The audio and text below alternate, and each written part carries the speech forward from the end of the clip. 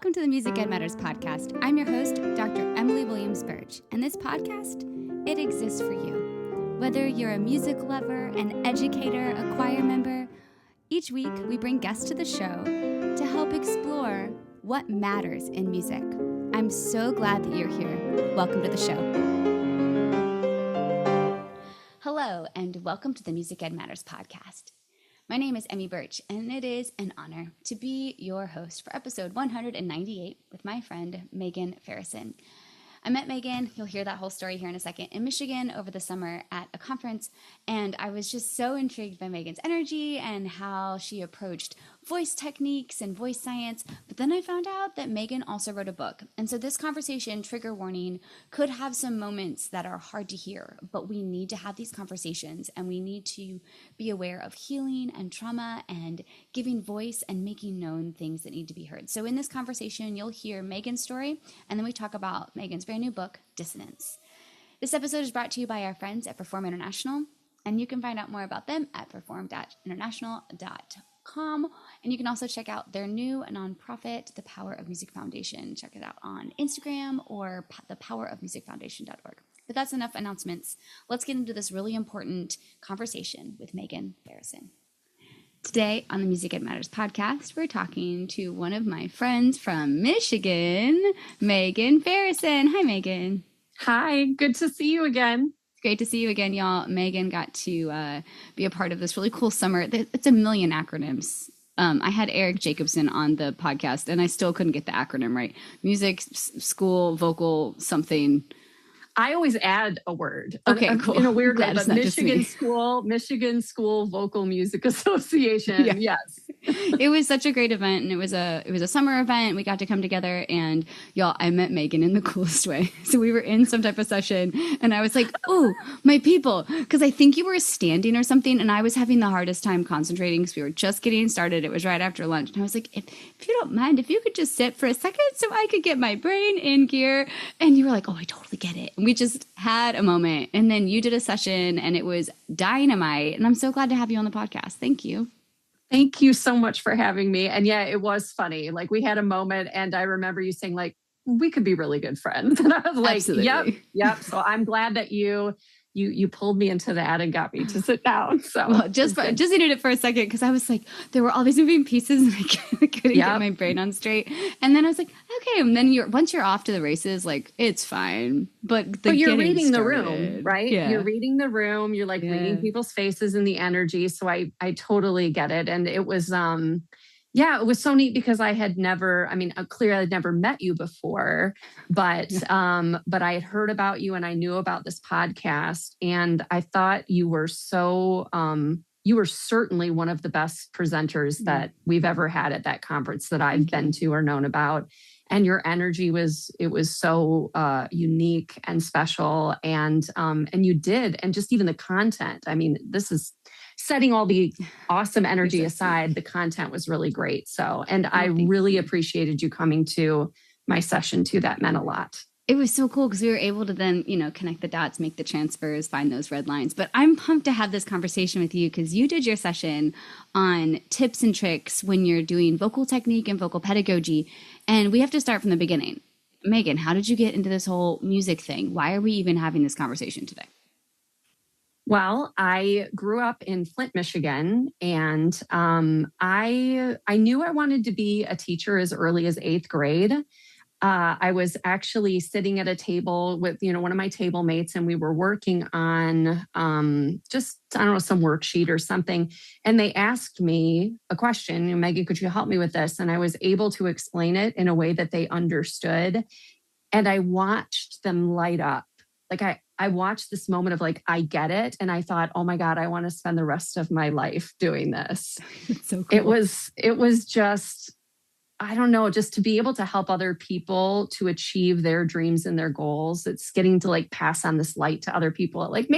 It's so weird. It still makes me emotional talking about it. So, but I thought I was going to be an English teacher because it was actually in my 8th grade honors English class when this happened. And I loved my teacher. She also happened to be the after school drama teacher as well. So she was like the coolest adult in the whole school. Absolutely. And then I went into high school. And I had always loved music. I attended a church that was very steeped in musical culture. And so, I mean, I was playing in a band, in a brass band, several times a week. I was playing cornet. And so I played trumpet at school. And then, so here I am, I'm in high school. And it's my freshman year, and I'm really loving band a lot.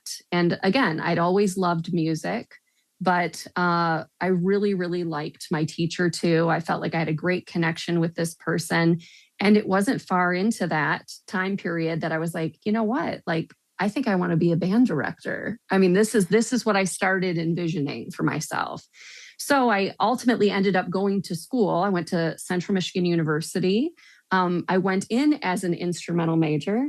And then, as I like to tell people, I went to the dark side and I became a choir director. So when did that happen? At what point in your college career?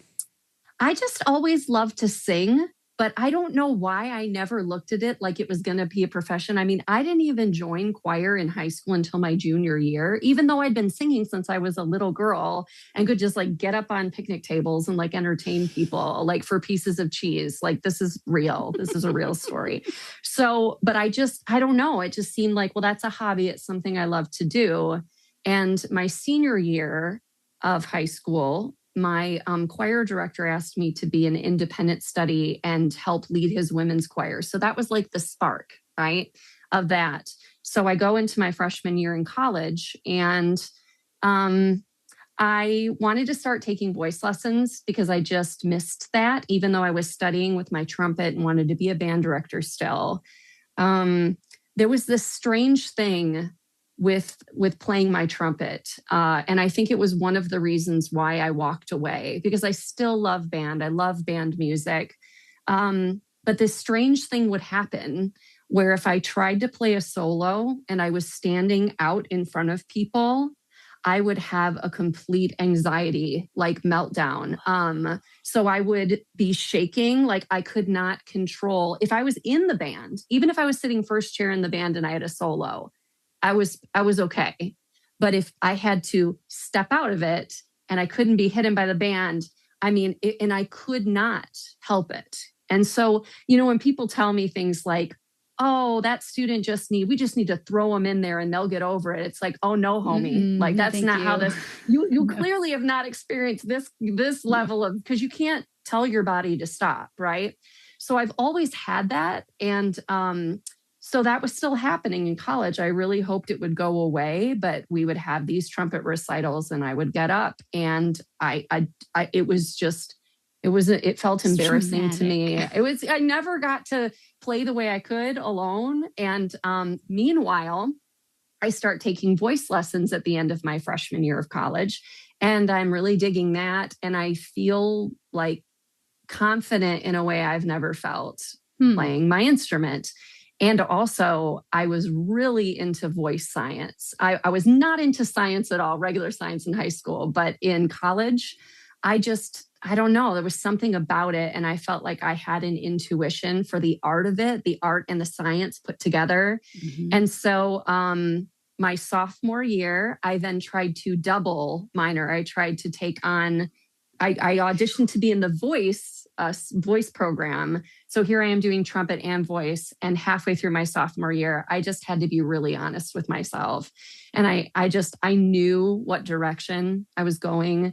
And I just had to say it's okay. And I had to let go of that fear that I was letting people down. And, you know, because I wasn't becoming the thing that I said I was going to become. And so there was pressure in that. But once I let that go, I just knew I was on the right path. I think that right there in and of itself is like such great advice to anyone listening. Because how often do you get to a situation and you're like, wait a second, am I doing this because this is what the world says is the ruler? Because this is what I've said? You're not going to let anybody, everyone's busy worrying about themselves. You just need to, like you were so honest, you had to be honest with yourself. And especially in college, I feel like that is such a hard time to let go of everything that was dictating your life before and to really be honest. Did you have like a friend circle that you talked to, or how did you find that honesty with inside yourself? As a music major, your friend circle is pretty much other music majors because your freshman year, well, I was living, we had a specific dorm and a specific floor that the music majors lived in. So cool. That is so cool. I would have loved that. It was fun. And I was in room 214 because it was Valentine's Day. That's how I remembered, like February 14th, 214.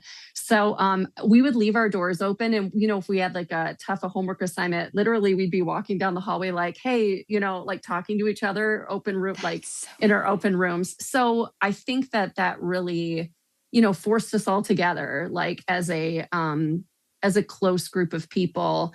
And so I gradually watched actually some of my roommates leave music. So we all started as music majors. Mm-hmm. And I still remember that on orientation day, they gave us a statistic. Like they said, well, there are this many of you in this room today, but only this percentage will end up actually staying because either they realize like, oh, I love music, but I don't want to do this as a career or for whatever reason. So I watched them also, start to go in their directions. And I think that helped, in a way to watch that happen and to see that we were changing, we were becoming adults and really realizing what we really wanted, because you may think you know what you want. You may think you have the whole world figured out when you're 16, 18, 20, but you realize that, oh no, I'm always figuring things out till the day that I die. Yes. So, so that it was hard, but it felt right. And it felt harder to ignore the desire in me to go in that direction. That felt actually more painful to me. Like it was like, I just have to do it. So, so I graduated and then I started teaching. I actually met my husband. We were both in choir. Another sort of odd story about this is that we were in the same choir for 4 years, but we did not talk to each other until our senior year. So we were in the same room. He was a tenor, I'm a soprano on the other side. I knew who he was. But we just never, the first time we talked, isn't that weird? Like the first time we talked was at a party my senior year, it was a back to school thing that somebody was having. And I walked outside just to get some fresh air. It was like this packed duplex, like everybody was just packed in. And I went outside, I walked in out the front door. And there was this guy that was leaning against the hood of a car. He was just by himself. And I was like, I know that guy, that's Dan Farison. And I just walked over because we were going to be officers that year. And he had actually beat me out for choir president. So he had to bring that up. I was like, hey, we're going to be working together. And he's like, and he made some joke, I think, about that. And I was like, yeah, it's okay. I get to be treasurer, And so it was just like this nice little interaction. And I walked away going, oh, like I made a friend. Yay. It was that sort of what it was like. And then we just spent more and more time together. And because we were officers and so, so there's a story there. But so we both graduated as choir directors.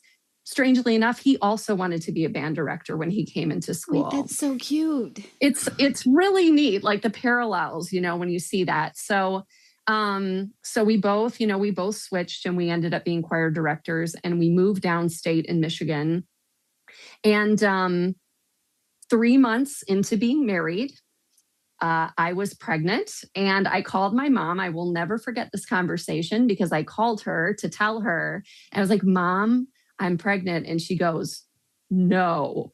Oh, that was her reaction because I think it just happened so fast because we got married, we got down there starting. It was like, I don't know, I sort of want to start a family. And so I bring this up because when you're both in your first year of teaching, you're not making much money and you have a baby on the way, you start to think about ways that you could make money. And so at the end of my first year of teaching, I thought, you know what? If I taught private voice lessons out of our home, that would be good for us financially, but also it would be good for my choir program because then I would be investing in these, individual singers. And I knew that just like a sports team, the stronger your individual players are, the stronger your team is going to be. So that was such a cool experience because it showed me that some of the things that I was doing in the classroom, in the choral setting, that was actually in opposition of what would be the healthiest or best thing for singers as individuals. Like it sort of blew my mind because I was trying some things that I would do in a group setting. And I realized things like, wait a second, I'm having them sing so dark, or I'm having them do this or that or whatever, and they're drawing the sound back. And it's actually like not bringing out the shine in their voice. It's not helping them to build their own voice. And so that was just really enlightening for me. And so I kept teaching. And in our world, I think because we're so busy, it's really hard to be both a choir director and a voice teacher. So I feel very privileged, and it's been a neat experience to get to see both sides of that. And really, professionally, I've tried to find the intersection between choir director and voice teacher, because choral methods and vocal pedagogy, they are their own separate things, but you should have them, they should be married together, and a good marriage, and be able to work together. And so that not only is your choir as a whole becoming better and better, but it's because your individual singers are becoming better and better. Are becoming better, right? And it also talk about helps that all the time in choir. That's like the whole purpose, because it's a non-audition choir I work with. And I'm like, look, you're going to learn a handful of songs, about 10 to 12, but more importantly, every one of us is going to sound better by the end of the quarter. And I think that's such a great way to approach it. So that's so cool. And again, if we're looking at just like the big pictures here, Megan, like first of all, you had to get honest with yourself early. And then second of all, you got creative with how to use your talent and your skills so that you could provide for your family. And then you let people, you like learn from the people along the way. And that's such a great way. Like none of us know everything. I always tell my students, I'm excited to learn more from you over the course of the quarter. It's just, I love this approach to it. Thank you so much. Yeah, it's been pretty awesome, challenging, but it's like, okay, I guess this is where we're going, God, now. Yeah, you have to like trust. Exactly. So there's been a lot of like pivoting and things like that, but it is all added up to this really beautiful life. I love that there's also beauty in the unknown of those pivots and being flexible enough to pivot, which I think this is a really great opportunity to have kind of a harder conversation. So listeners, Megan has written this really awesome book. It's called Dissonance, and it's a memoir. I have read the book. I have the book. My favorite part is how Megan writes it, back and forth between the high school Megan and the adult Megan. But I would love for you to talk to the listeners. When did you decide to write the book, and why? How did that fit into the life that you were living, and how did that impact your life? Well, you know how you hear that saying of your life can change in an instant? Mm-hmm. I think when we hear that, we sort of expect that we know what kinds of things change your life in an instant, right? Like maybe it's a car accident or cancer or divorce. I mean, it's all things that you can imagine happening. And so when you wake up one day, and for me, this was April 8th, 2019, I was 33 years old. I'd been married for about 10 years. I had 2 young boys. And I woke up, and what's strange is I felt different that morning. Like most mornings, we just wake up, right? Like if I asked you, well, what was last Wednesday like for you? You might be, well, I don't know, but this morning was really strange because I remember it very vividly. Usually I would wake up and I would feel immediately all these thoughts, right? The ADHD brain, it's like, it's going. It's like, we need to do this and we got to do this, and we're planning it all out. And, but that morning when I woke up, there was nothing. It was like my mind was quiet. My body was really, everything just felt very still. And the room looked so beautiful. It was I don't know, it really felt different. But I said to myself, well, today's going to be a great day. Clearly, that's what I was thinking, is like, oh, clearly. So I got to work, and I was, getting stuff done. And then my husband asked if he could visit me at work. And I just assumed that he was missing me. He's a teacher. I mean, he's also, he's a choir teacher. At this point, I was no longer teaching in the public school system. I had started working for a church as the director of music and arts. So my schedule was more flexible at that point. It was a different, so if you can imagine that, I'm like in an office, like within the church. And my husband was still traveling between buildings, and he showed up, and I knew something was wrong. And my first thought was, well, who died? This was just because his eyes were tearing up. And my husband, he looks like he could be a professional football player. Like he's a big guy. So to see him be upset in this way is jarring. And I said, what's wrong? And he said, I wanted us to be together when you saw this. And when he said this, I noticed he was clutching his phone to his chest. And he like turned the phone around, like I was watching him, and he was shaking, and he opened the phone and he turned it around. And it was the weirdest thing. I'd never had anything like this happen to me, but I'm looking at what's on the phone, and it was like it's like the whole world stopped. Like I had left my body, and then it like, all of my insides were then like spit back in, like, but in a jumbled way. Like I didn't feel the same. And so here I am, like it frozen basically in time. And then all of a sudden I can feel my senses come back to me. And I realize like, I'm looking at this picture in front of me on my husband's phone, and it's a mugshot, and it's of my high school band director, who I had mentioned earlier in this conversation, who I had connected with, and I wanted to become a band director. And so it was so weird, because when my senses came back to me, it was like, I wasn't even thinking about that picture anymore. I was like, you need to comfort your husband. Everything's fine. Everything's fine. That's what everything inside me was like. This doesn't matter. This doesn't matter. And I said, it's fine. This doesn't even affect us. And my husband said, you really need to read the article.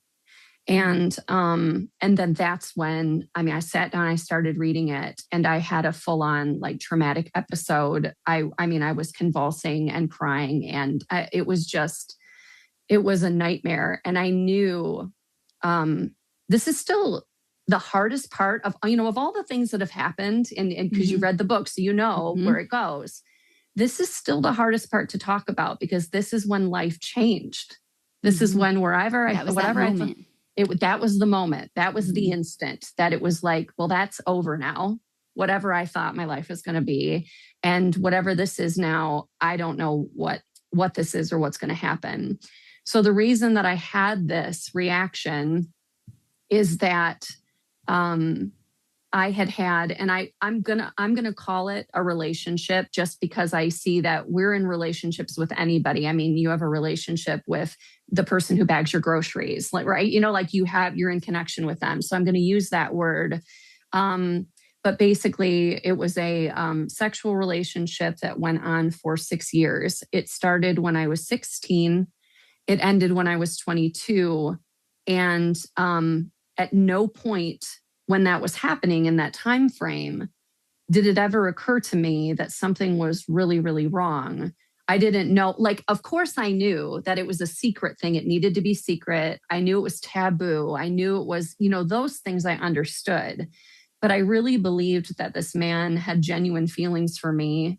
And I had never heard the word grooming.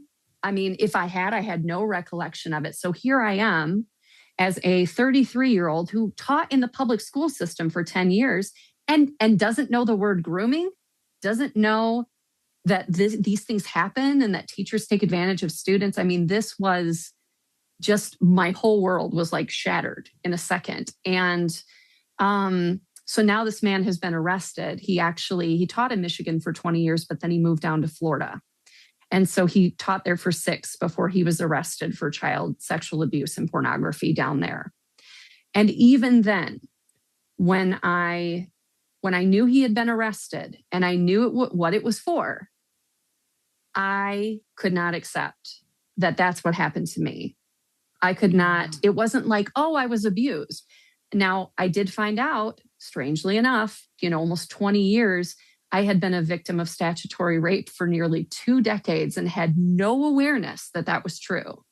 I had no idea. So even though I knew that because, I don't know, a police sergeant was telling me that that's what was true, and I'm having to deliver this statement about everything that happened, I knew that logically, oh, you're a victim of rape, but my body was like, no, that's not true. And also, you don't understand what happened. You weren't there. You don't know. He loved me. Like, I mean, it wasn't a choice I was making to think that way. It's Right. just I couldn't think any other way. And so it was just flipped everything on its head, and really it just It was that really moment. flipped.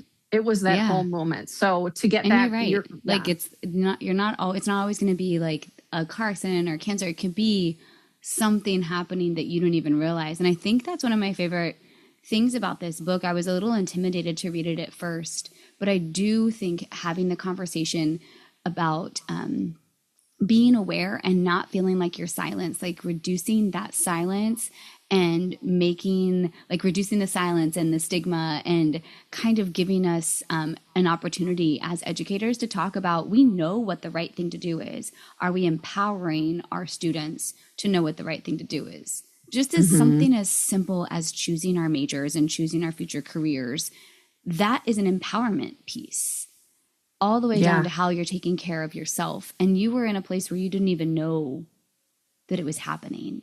And how could we as educators be better aware to support and help teach that empowerment? So once this all happened, was writing the book your mind's way of processing it? So I actually started writing. Remember, that was April 8th, 2019 is when this all started. I actually didn't start writing the book until March of 2021. And that's because a lot of things happened after April 8th, 2019. It was like, even though trauma had occurred in my childhood, the worst results and consequences of that trauma occurred after he was arrested. That's when I could feel the traumatization. That's when I could feel that that's really, that's when I felt like I've been traumatized, even though now I can look back and I can point to other moments where I can say, well, that was trauma, clearly. So in 2021, I was in a state of crisis. I could potentially lose everything. And I'm not being dramatic when I say that. It was really terrible and really difficult. And I knew I had to take drastic measures if I wanted to save myself, if I wanted to be able to save my marriage, my family, my job, to be able to even get back to some semblance of who I was and what my life was. And I was sitting down at my computer and I'm just like looking at it. And as clear as day, this like voice inside me said, you're going to write your story. And that was it. It was like, I just knew this is how I'm going to get out of this. And not only I'm not only going to get out of this by writing it so that I can make sense of it for myself. I'm going to get out of this because I'm going to repurpose. I'm going to take this pain and I'm going to turn it into purpose by helping other people. And because at that point, I thought I can't be the only one, even though I was still very isolated. And it was only years like after 2019 that I actually started meeting other people. But once I did, it was like, wow, there is this population, and a lot of it, they're women around our age that are now coming to terms with these relationships they had with their teachers. And it's so sad to hear that those things happen, especially like in our generation when we didn't have quite as much of like the social media visibility things. You were kind of almost an island. And I think that was something else that I really like when I sat down after reading the book, like what was the big takeaway? It's almost like you give us the power to say healing is an ongoing process. It's not linear. But you also kind of give us a voice to be like, just like nobody knew to speak up. And I think that that's something we have to teach within our content areas. It's not just about the content. It's about building better humans. Yes. And I'm really glad that what you just said, because people knew. I mean, it wasn't like nobody knew. And that's, if there's one message that your listeners can walk away with, your audience can walk away with today, it's that this is absolutely preventable. It's not like these people are criminal masterminds. They're not. It's just that, I mean, some of them are getting away with egregious behavior right out in the open. And it's because not only, do these abusive teachers groom individuals, they groom environments. And because we don't know what to look for, and because genuine, caring, non-predatory people can't even imagine a world where they would do these things unless they were making a mistake, they do that's what protects them. That's what protects these predators, is that our lack of knowledge and awareness about what we're looking for, our desire to want to see the best in other human beings, especially human beings that are in positions of authority, they're caretakers, for souls. And so, but if we only chose to just have the conversation, to just, even if it's one, because we have active shooter drills in most schools now, and that's awful. And that should never be happening. At the same time, there is a higher rate of students being groomed and abused by teachers. And even if we chose to have one conversation where we acknowledged, hey, the staff here in our school is here to support you professionally, and they acknowledge that that's what they're for, instead of like nobody talking about it. Because if everyone knew what the score was, if everyone knew teachers should not be texting me outside of school about non-school issues or whatever, teachers shouldn't be doing this. And also the teachers know, the students know that so like if everybody has that information, it's a checks and balance. Checks and balances are there. And but they're not. It goes back to that book. So it goes back to your book so well, because you give the story and then you help, because there's no tidy ending. And I think that like the theater professor in me from all the theater classes almost loves that most, because it's an aspect of realism that puts the thought back in you as the reader.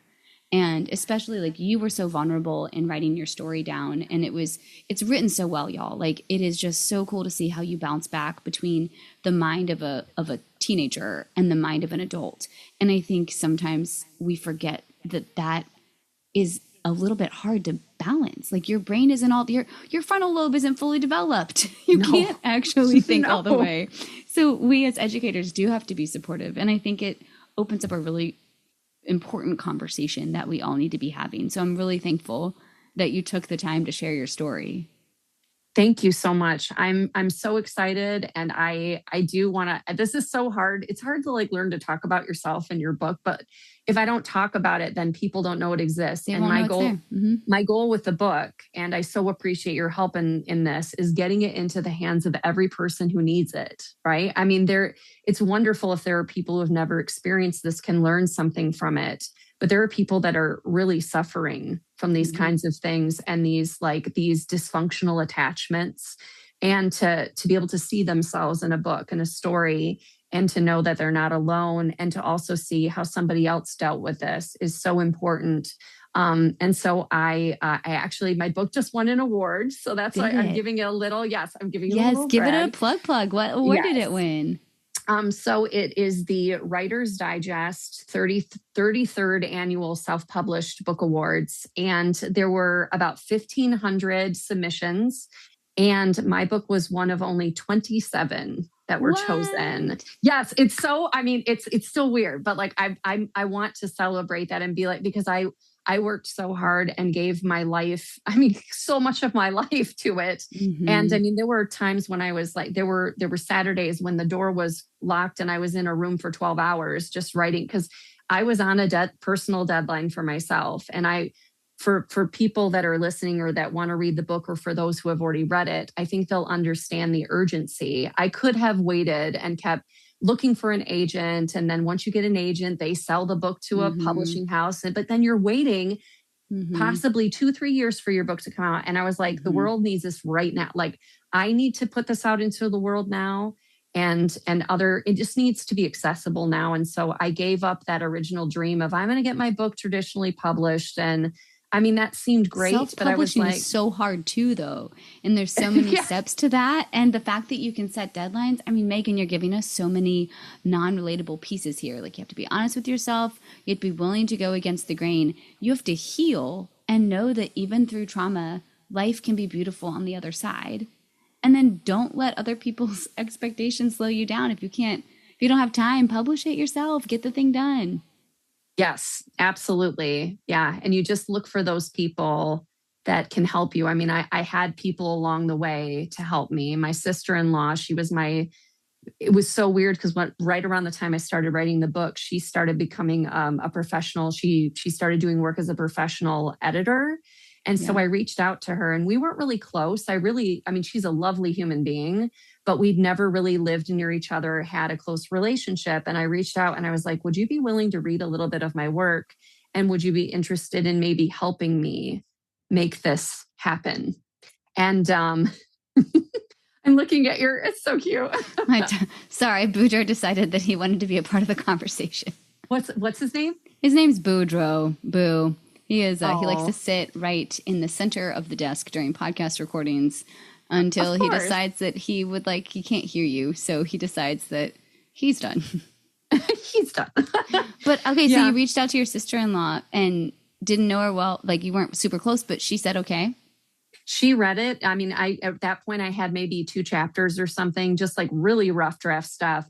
And she was like, I really think there's something here, and I believe in it, and I'd like to help you. So she was living in Thailand, in Bangkok at the time. So we would meet once a week, and I mean, sometimes twice if we had to, but it's 6 a.m. for me and 6 p.m. for her. Wow. And we met and we did check-ins. She'd read, give me feedback. And then later on in the process, when I'd gotten to the point where it's like, okay, I've gotten as far as I can get with where it's at, but I know it's not done. It's not ready. I then discovered this first book coaching company. Max Gorloff is his name. I believe I'm saying that correctly, but he lives in London. And I just happened to see an ad like on Facebook because I joined some writing groups, and he was just like talking about himself or whatever. I was like, oh, he seems like a nice guy. And I reached out and I told him what I was doing. And even though they were basically mostly a novel, like a fiction company, he said, well, we're just starting to work on memoirs. And he's like, I'm in, like, I want to help. That's awesome. And so his team, he brought in one of the females too. He said, I really think there needs to be a female too. So it's not just me. And so a female on the team as well, they sort of tag teamed on it and helped me together and helped me get it to the finish line. So I'm really, really thankful. And well written. And the time that you invested in it is obvious. And I think sometimes the hardest part is just sharing the thing. And if the listener gets nothing else but that out of it, I mean, there's so much to get out of this conversation, but we each have something to share. And the fact that you took something that was so painful and you were able to put it in a way that we can all learn and grow from it. Thank you for doing that. Well, thank you so much. And I do want to just say a thank you to, like a final thank you to my community, because in order to have the money to get to the final, like publishing, I mean, I had to pay for a cover. There's a lot of, like you said, there's a lot of expenses and things like that. And so I did a Kickstarter to try to get, number one, that was the first time. I don't know if people are familiar with Kickstarter, but it's like, when people are creating I was thinking of like board games, right? Like if someone's creating a board game, they put it out there and people give money to it and they invest to make it happen. And then they get like the board game in the end, right? They get like a copy of it or whatever. So it's not just like a GoFundMe and that people are just giving money like to a cause, which is also great. It's that they feel like they're an investor in the project as well. And so it was a way for me to say, hey guys, like I wrote a book about this thing. So I was announcing it at the same time that I was like, and I really need help. I need people to invest in it so that I can get it published by this deadline. And I had set, I think it was like it was like about $7,000. And it was reached in 3 days. My community of people like on Facebook, either colleagues, friends, people from college, high school, and then just people in the community, they just all rallied. And in like literally, this is the other thing that makes me emotional. It's like 3 days. That's how you know it's supposed to showed, be yes. out.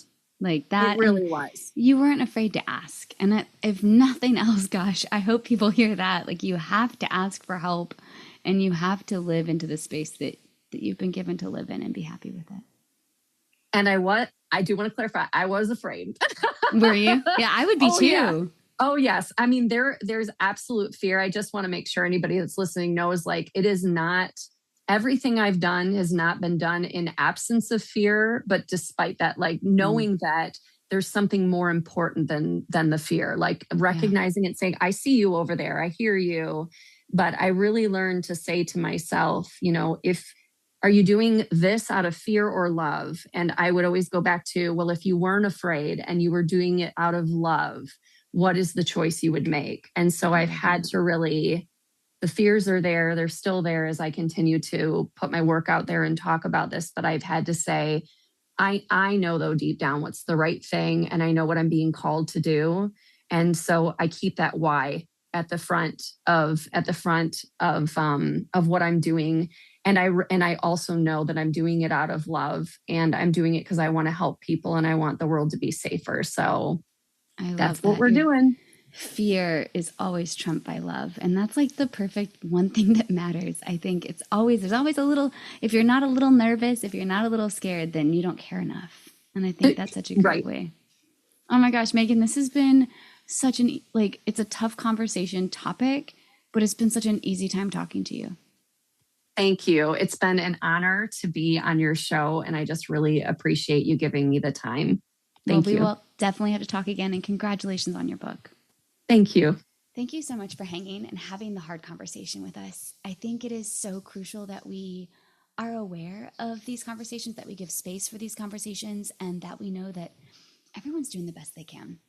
But if you're not bringing forward the things they need to bring forward, if you're not giving space for conversation, if people don't even know what they don't know, how can we make the world a better place? So thank you so much for having this conversation.